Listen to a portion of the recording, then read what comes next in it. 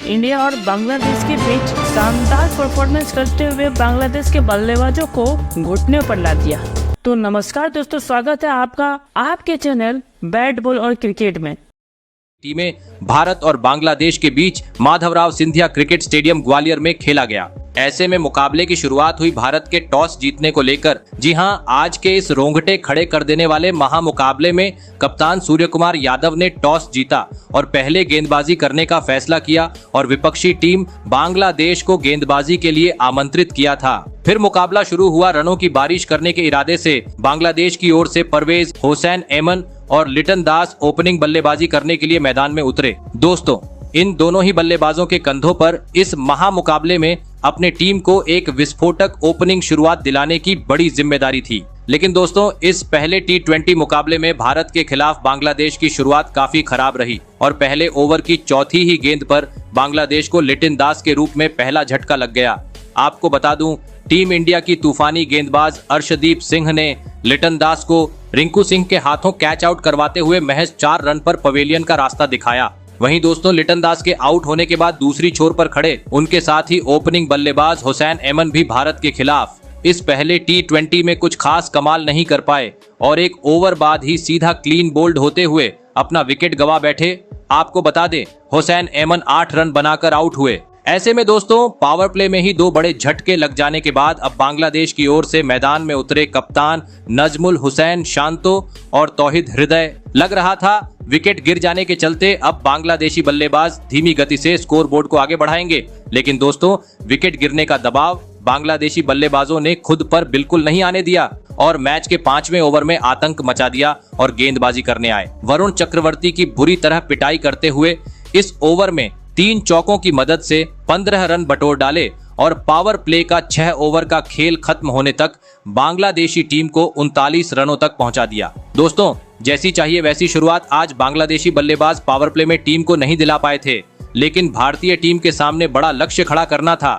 तो अब मैदान में खड़े कप्तान नजमुल हुसैन शांतो और तौहिद हृदय को तेज गति से विस्फोटक अंदाज में बल्लेबाजी करते हुए टीम का स्कोर आगे बढ़ाना जरूरी था। लेकिन दोस्तों, जैसे ही पावर प्ले खत्म हुआ, बांग्लादेश का बल्लेबाजी क्रम पूरी तरीके से डगमगा गया और अगले ही ओवर में वरुण चक्रवर्ती ने बांग्लादेश को तौहिद हृदय के रूप में तीसरा झटका दे दिया। आपको बता दें, तौहिद हृदय बड़ा शॉट खेलने के चक्कर में बाउंड्री पर हार्दिक पांड्या को एक आसान सा कैच थमाकर मात्र 12 रन बनाकर पवेलियन चलते बने। वही दोस्तों, इसके बाद मैदान में उतरे बांग्लादेशी बल्लेबाज महमूदुल्लाह और जाकिर अली भी भारतीय घातक गेंदबाजी के सामने ज्यादा वक्त तक मैदान में टिक नहीं सके और अगले 2 ओवर के भीतर खराब शॉट खेलते हुए अपने कीमती विकेट गंवा बैठे, जिस कारण दोस्तों बांग्लादेशी टीम अब काफी ज्यादा दबाव में आ चुकी थी, क्योंकि एक छोर पर खड़े बेहतरीन बल्लेबाजी कर रहे बांग्लादेशी कप्तान नजमुल हुसैन शांतो भी वॉशिंगटन सुंदर की गेंद पर कोट एंड बोल्ड होते हुए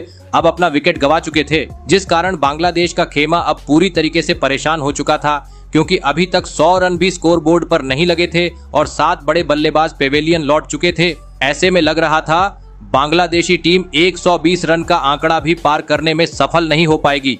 लेकिन दोस्तों, अंतिम 3 ओवर में एक छोर पर खड़े मेहदी हसन ने अपने अनुभव का बेहतरीन तरीके से फायदा उठाया और भारतीय गेंदबाजों के खिलाफ सीधी बल्लेबाजी करते हुए जैसे तैसे बांग्लादेशी टीम को 120 रन के पार पहुंचा दिया और यह महामुकाबला जीतने के लिए भारतीय टीम के सामने 128 रन का सम्मानजनक लक्ष्य खड़ा कर दिया। ऐसे में दोस्तों, इसके बाद बांग्लादेश से मिले 128 रनों के लक्ष्य का पीछा करने भारत की ओर से अभिषेक शर्मा और संजू सैमसन बल्लेबाजी करने के लिए मैदान में उतरे।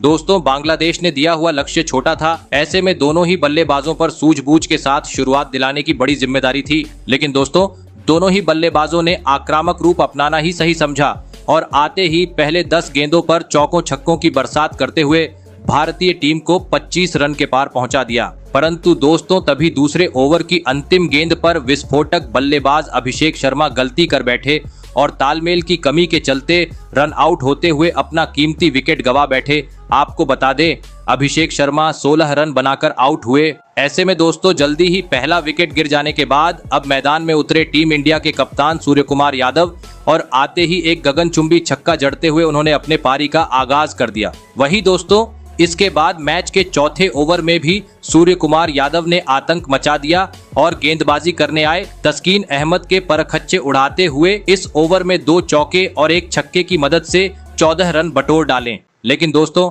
इतनी बेहतरीन शुरुआत मिलने के बावजूद सूर्य कुमार यादव अपने इस पारी को ज्यादा वक्त तक आगे नहीं बढ़ा पाए और अगले ओवर में एक बार फिर गेंद को सीमा रेखा के पार पहुंचाने के चक्कर में कैच आउट होते हुए अपना महत्वपूर्ण विकेट गवा बैठे। आपको बता दें, सूर्य कुमार यादव 29 रन बनाकर पवेलियन लौटे। ऐसे में 2 बड़े बल्लेबाज पवेलियन लौट जाने के बाद अब मैदान में उतरे अपना डेब्यू मुकाबला खेल रहे नीतीश कुमार रेड्डी। दोस्तों, एक छोर से ओपनिंग बल्लेबाज संजू सैमसन अपना बेहतरीन खेल दिखाते हुए मिले हुए मौके का काफी शानदार तरीके से फायदा उठा रहे थे, क्योंकि आज उनके बल्ले से समय समय पर कभी छक्का तो कभी चौका हर ओवर से देखने को मिल रहा था। लेकिन दोस्तों, तभी मैच के 8वें ओवर में संजू सैमसन भी अपना धैर्य खो बैठे और गेंद को सीमा रेखा के पार पहुंचाने के चक्कर में कैच आउट होते हुए पवेलियन लौट गए। आपको बता दें, संजू सैमसन 29 रन बनाकर आउट हुए। फिर मैदान में उतरे टीम इंडिया के घातक बल्लेबाज हार्दिक पांड्या और आते ही उन्होंने बांग्लादेशी गेंदबाजों पर ढाबा बोल दिया और तूफानी अंदाज में गेंदबाजों की पिटाई करते हुए मैदान में रनों की बरसात कर दी और 11वें ओवर में ही लगातार 2-2 करारे चौके और एक आसमानी छक्का जड़ते हुए इस पहले T20 मुकाबले में भारतीय टीम को 7 विकेट से एक ऐतिहासिक जीत दिला दी। आपको बता दें, इस ऐतिहासिक जीत के साथ ही अब भारतीय टीम ने 3 मैचों की T20 श्रृंखला में 1-0 से बढ़त बना ली है।